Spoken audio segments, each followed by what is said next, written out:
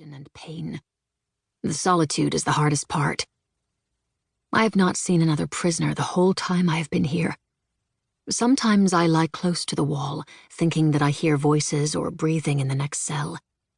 "Hello?" I whisper, pressing my head against the crack where the wall meets the floor. But there is never any response. When the footsteps in the corridor do come at last, I am always filled with dread. Is it the kitchen boy who stares at me with dark, hollow eyes as he sets down the tray of moldy bread and brown water? Or is it one of them? The torture sessions come in sudden, unpredictable bursts, none for days or weeks, then several in rapid succession. They ask the same questions over again as they beat me. Who are you working for? Who ordered you to shoot Commandant Richwalder? Give us the names and we'll stop, they promise. But I have not spoken, and they do not stop, not until I have passed out. Once or twice they have revived me and begun again. Most times, like today, I wake up back in my cell, alone. Yet, despite everything, I have said nothing. I have done well. I smile inwardly at this, then my satisfaction disappears. I thought, almost hoped, that this last beating would mean the end. But I am alive, and so they will surely come again. I begin to tremble. Each time is worse than the last. I cannot take any more. I must be dead before they come. Another sharp pain shoots through my side.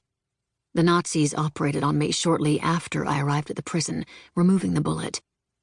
At the time, I didn't understand why they would try to save me. Of course, that was before the interrogations began. The pain grows worse, and I begin to sweat. Suddenly the room grows colder, and I slip from consciousness once more. Sometime later, I awaken.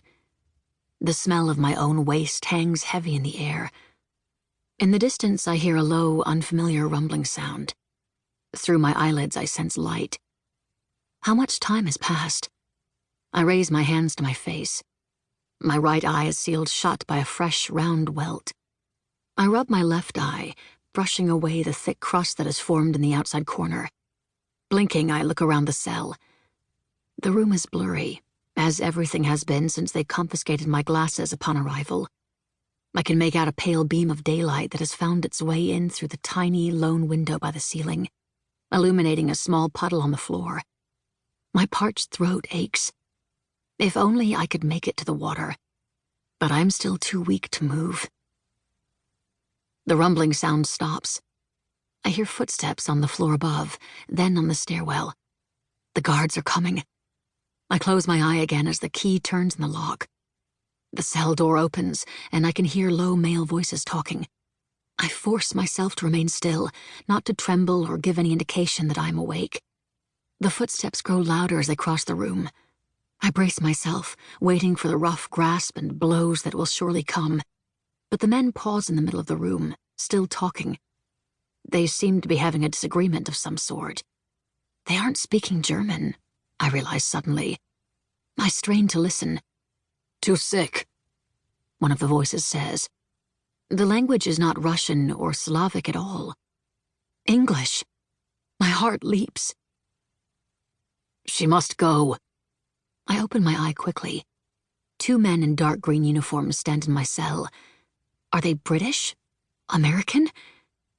I squint, trying without success to make out the flag on their sleeves. Have we been liberated? The shorter man has his back to me. Over his shoulder, I can see a second man, pointing toward the door. "She must go," he repeats, his voice angry. The shorter man shakes his head. I have to get their attention. I try to sit up, but the pain is too much. I take a deep breath and cough, then raise my arm slightly. The man who had been pointing looks in my direction. "See?" he calls over his shoulder as he races toward me. The other man does not reply, but shakes his head and walks out of the cell. The soldier kneels beside me. "Hello." I open my mouth to respond, but only a low gurgling sound comes out. "Shh." He puts a finger to his lips. I nod slightly, feeling my cheeks redden. He reaches out to touch my arm. I jerk away.